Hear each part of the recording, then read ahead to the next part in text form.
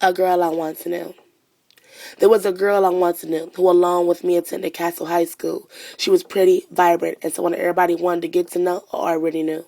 She was known for the way she dressed and the $1,000,000 smile she possessed. To all the fellas, she was considered bad, and most of the girls around her wished they had her swag.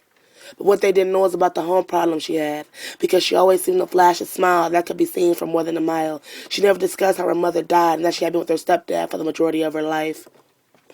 After school, she dreaded going home, knowing that her stepdad and she would be alone. She always walked to the place that she had to call home, run into her room, and quickly lock her door. Knowing he was there filled her with fear to the core. He was a heavy-set, dark man with eyes of black holes, and he didn't look a day over 45 years old. He would always wear filthy and torn clothes and terribly reeked of cheap cologne. The clock read 10:30 as she got ready to go to sleep. The house's pin dropped silent, not even a sound or a minor window creak. Her stepdad picked the lock to let himself in, and from there is where the tragedy begins. He slowly crept over to the bed where she laid her head. She woke up in an instant and clutched her head a knife, and before he could pull the covers back, she took his life. After she took his, she took her own. 10 days later, they were both found dead in their home.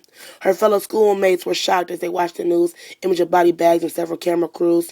A couple weeks later, the real story was released, and a memorial was made for her being deceased.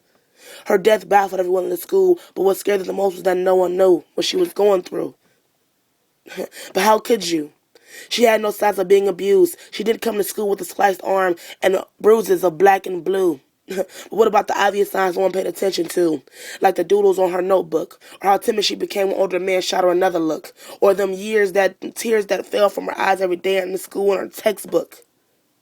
But if you just pay a little more attention, we can stop sexual abuse day by day.